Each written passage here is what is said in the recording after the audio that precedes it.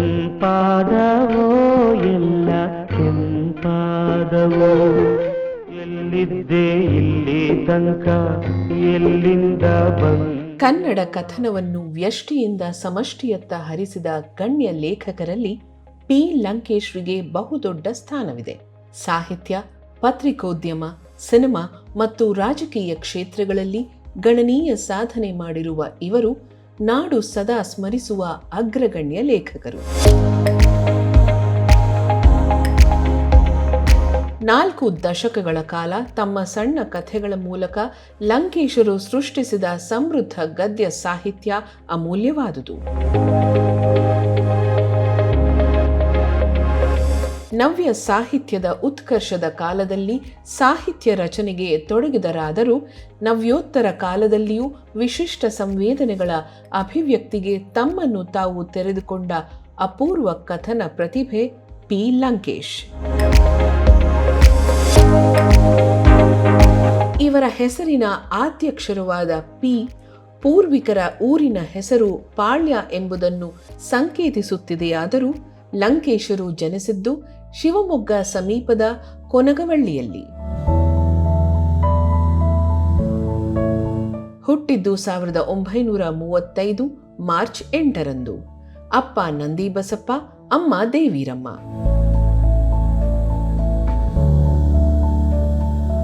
ಲಂಕೇಶರು ಹುಟ್ಟಿದಾಗ ಮಗುವಿಗೆ ಲಂ ಅಕ್ಷರದಿಂದ ಹೆಸರಿಡುವಂತೆ ಪುರೋಹಿತರು ಸೂಚಿಸಿದ್ದರಿಂದ ಲಂಕೇಶಪ್ಪ ಎಂದು ನಾಮಕರಣ ಮಾಡಲಾಗಿತ್ತು. ಮುಂದೆ ಲಂಕೇಶಪ್ಪ ಲಂಕೇಶ್ ಆಗಿ ಖ್ಯಾತರಾದರು. ಕೊನಗವಳ್ಳಿ ಮತ್ತು ಹಾರನಹಳ್ಳಿಗಳಲ್ಲಿ ಪ್ರಾಥಮಿಕ ಮತ್ತು ಮಾಧ್ಯಮಿಕ ಶಿಕ್ಷಣ ಪಡೆದ ಲಂಕೇಶ್ ಶಿವಮೊಗ್ಗದಲ್ಲಿ ಪ್ರೌಢಶಾಲೆ ಮತ್ತು ಇಂಟರ್ಮೀಡಿಯೇಟ್ ಪೂರೈಸಿದ್ದರು. ಬೆಂಗಳೂರಿನ ಸೆಂಟ್ರಲ್ ಕಾಲೇಜಿನಲ್ಲಿ BA ಆನರ್ಸ್, ಮೈಸೂರು ವಿವಿಯಲ್ಲಿ ಇಂಗ್ಲಿಷ್ MA ಪದವಿಗಳನ್ನು ಪಡೆದರು. ಶಿವಮೊಗ್ಗದ ಸಹ್ಯಾದ್ರಿ ಕಾಲೇಜಿನಲ್ಲಿ ಅಧ್ಯಾಪಕರಾಗಿ ವೃತ್ತಿ ಜೀವನವನ್ನಾರಂಭಿಸಿದ ಅವರು ನಂತರ ಬೆಂಗಳೂರಿನ ಸೆಂಟ್ರಲ್ ಕಾಲೇಜಿಗೆ ಬಂದರು. 1966ರಲ್ಲಿ ಬೆಂಗಳೂರು ವಿವಿಯಲ್ಲಿ ರೀಡರ್ ಆಗಿ ನೇಮಕಗೊಂಡು 2 ದಶಕಗಳ ಕಾಲ ಸೇವೆ ಸಲ್ಲಿಸಿ ಸ್ವಯಂ ನಿವೃತ್ತಿ ಪಡೆದರು. ಇದಾದ ಬಳಿಕ ಪತ್ರಿಕೋದ್ಯಮದತ್ತ ಹೊರಳಿದ ಅವರು ಕೆಲಕಾಲ ಪ್ರಜಾವಾಣಿಯಲ್ಲಿ ಕೆಲಸ ಮಾಡಿ ಅಲ್ಲಿಂದ ಹೊರಬಂದು ಲಂಕೇಶ್ ಪತ್ರಿಕೆ ಆರಂಭಿಸಿದರು. ಕನ್ನಡ ಜಾಣೆಯರ ಈ ಪತ್ರಿಕೆಯು ಕಾಲು ಶತಮಾನ ಕಾಲ ಯಾವುದೇ ಸರ್ಕಾರಗಳ ವಿರೋಧ ಪಕ್ಷದಂತೆ ಕೆಲಸ ಮಾಡಿತು.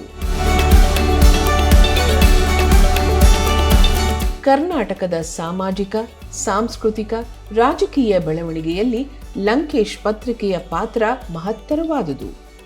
ಹಲವಾರು ಲೇಖಕರಿಗೆ ತಮ್ಮ ಪತ್ರಿಕೆ ಮೂಲಕ ವೇದಿಕೆಯನ್ನೊದಗಿಸಿದ ಅವರು ಲಂಕೇಶ್ ಪತ್ರಿಕೆಯನ್ನು ಚಳುವಳಿಗೆ ಬೆಂಬಲವಾಗಿ ಬಳಸಿಕೊಂಡರು.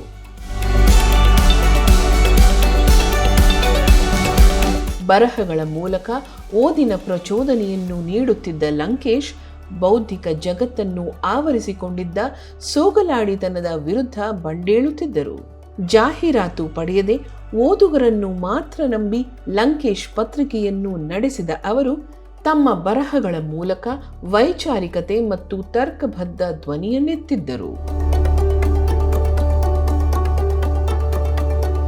ರಾಜಕೀಯದ ಬಗ್ಗೆ ದಿಟ್ಟ ನಿಲುವು ಹೊಂದಿದ್ದ ಲಂಕೇಶ್ ಪ್ರಗತಿ ರಂಗ ಸ್ಥಾಪಿಸಿ ಪರ್ಯಾಯ ರಾಜಕಾರಣದ ಪ್ರಯತ್ನವನ್ನೂ ಮಾಡಿದ್ದರು.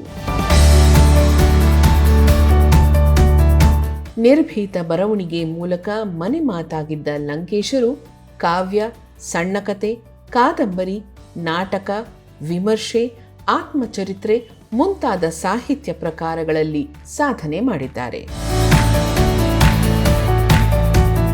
ಕೆರೆಯ ನೀರನ್ನು ಕೆರೆಗೆ ಚೆಲ್ಲಿ, ನಾನಲ್ಲ, ಉಮಾಪತಿಯ ಸ್ಕಾಲರ್ಶಿಪ್ ಯಾತ್ರೆ, ಕಲ್ಲು ಕರಗುವ ಸಮಯ ಮತ್ತು ಇತರ ಕಥೆಗಳು, ಉಲ್ಲಂಘನೆ, ಮಂಜು ಕವಿದ ಸಂಜೆ ಮುಂತಾದ ಕಥಾ ಸಂಕಲನ, ಬಿರುಕು, ಅಕ್ಕ, ಮುಸ್ಸಂಜೆಯ ಕಥಾಪ್ರಸಂಗ ಎಂಬ ಕಾದಂಬರಿ, ತಲೆಮಾರು, ಬಿಚ್ಚು ಎಂಬ ಕವನ ಸಂಕಲನ, ಹುಳಿಮಾವಿನ ಮರ ಎಂಬ ಆತ್ಮವೃತ್ತಾಂತವನ್ನು ಲಂಕೇಶರು ಕನ್ನಡ ಸಾಹಿತ್ಯಕ್ಕೆ ಕೊಡುಗೆಯಾಗಿ ನೀಡಿದ್ದಾರೆ.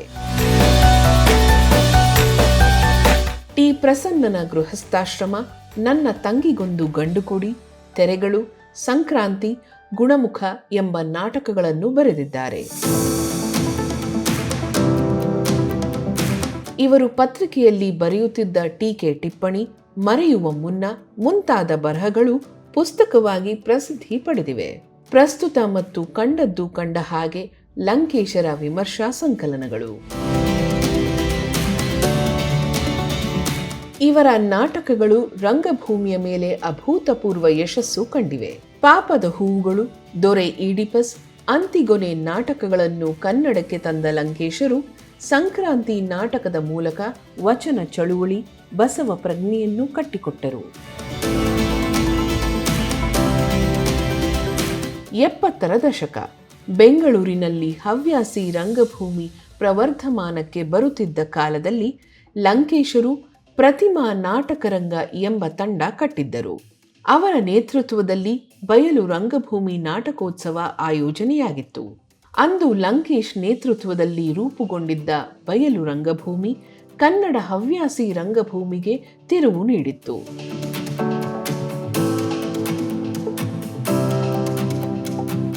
ಅತ್ಯುತ್ತಮ ಗದ್ಯ ಬರಹಗಾರರಾಗಿದ್ದ ಲಂಕೇಶ್ ಹಳ್ಳಿಗಳ ಬದುಕನ್ನು, ಅಲ್ಲಿನ ನಾಡಿ ಮಿಡಿತವನ್ನು ದಾಖಲಿಸಿದವರು. ಗಾಂಧಿ, ಬುದ್ಧ, ಬಸವ, ಅಂಬೇಡ್ಕರ್, ಲೋಹಿಯಾ ವಾದಗಳನ್ನು ಮೆಚ್ಚಿಕೊಂಡೇ ಪಶ್ಚಿಮದ ಸಾಕ್ರೆಟೀಸ್, ಟಾಲ್ಸ್ಟಾಯ್, ದಾಸ್ತೋವಸ್ಕಿ, ಬೋದಿಲೇರ್ ಮೊದಲಾದವರ ತತ್ವಜ್ಞಾನವನ್ನು ಕನ್ನಡಕ್ಕೆ ತಂದ ಬರಹಗಾರ.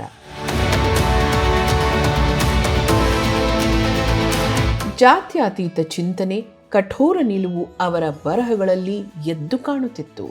ಬುದ್ಧನ ಕರುಣೆ, ಅಂಬೇಡ್ಕರ್ ಅವರ ಪ್ರಜ್ಞೆ, ಬಸವಣ್ಣನ ಚಿಂತನೆಗಳನ್ನು ಓದುಗರಿಗೆ ದಾಟಿಸುತ್ತಾ ಅಸಮಾನತೆಯ ವಿರುದ್ಧ ಬಂಡೇಳುವುದನ್ನು ಬದುಕಿ ತೋರಿಸಿದವರು ಲಂಕೇಶ್.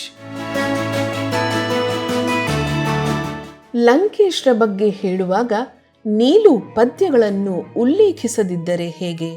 ಒಂದು ಕಾಲದಲ್ಲಿ ಜವ್ವನಿಗರ ನಿದಿರೆ ಕೆಡಿಸಿದ್ದ ನೀರೇ ಈ ನೀಲು.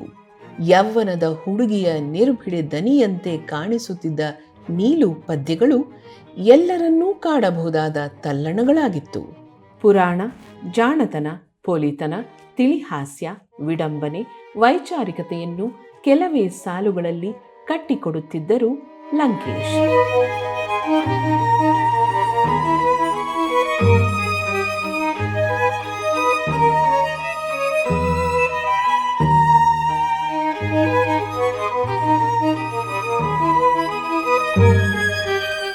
ಈ ನಡುವೆ ತಮ್ಮದೇ ಕಥೆಯನ್ನಾಧರಿಸಿ ಲಂಕೇಶರು ನಿರ್ಮಿಸಿದ ಪಲ್ಲವಿ ಚಲನಚಿತ್ರಕ್ಕೆ ರಾಷ್ಟ್ರ ಪ್ರಶಸ್ತಿ ಲಭಿಸಿತು. ಸಂಸ್ಕಾರ ಚಿತ್ರದಲ್ಲಿ ನಾರಾಯಣಪ್ಪನ ಪಾತ್ರ ನಿರ್ವಹಿಸುವ ಮೂಲಕ ತಾವು ಕೇವಲ ನಿರ್ದೇಶಕರಲ್ಲ, ಉತ್ತಮ ನಟ ಕೂಡ ಎಂದು ಸಾಬೀತುಪಡಿಸಿದರು. ಎಲ್ಲಿಂದಲೋ ಬಂದವರು ಮತ್ತು ಅನುರೂಪ ಲಂಕೇಶ್ ನಿರ್ದೇಶನದ ಮಹತ್ವದ ಸಿನಿಮಾಗಳು.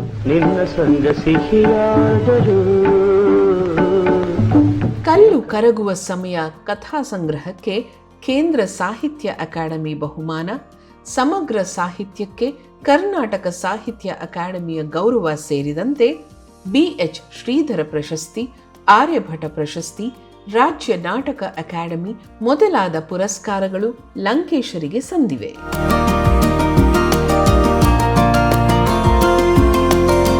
ಲಂಕೇಶರ ಪತ್ನಿ ಇಂದಿರಾ ಲಂಕೇಶ್.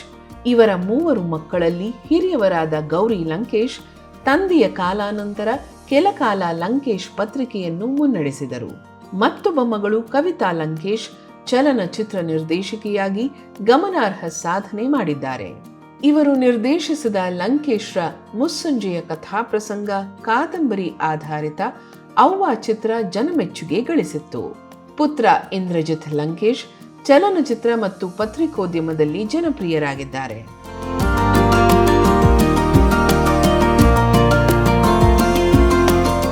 ಶಿಷ್ಟ ಗ್ರಹಿಕೆ ಹಾಗೂ ಬರವಣಿಗೆಯಿಂದಾಗಿ ಕನ್ನಡ ಸಾಹಿತ್ಯ, ಪತ್ರಿಕೋದ್ಯಮದಲ್ಲಿ ಛಾಪು ಮೂಡಿಸಿದ್ದ ಲಂಕೇಶ್ 2000 ಇಸವಿ ಜನವರಿ 25ರಂದು ವಿಧಿವಶರಾದರು.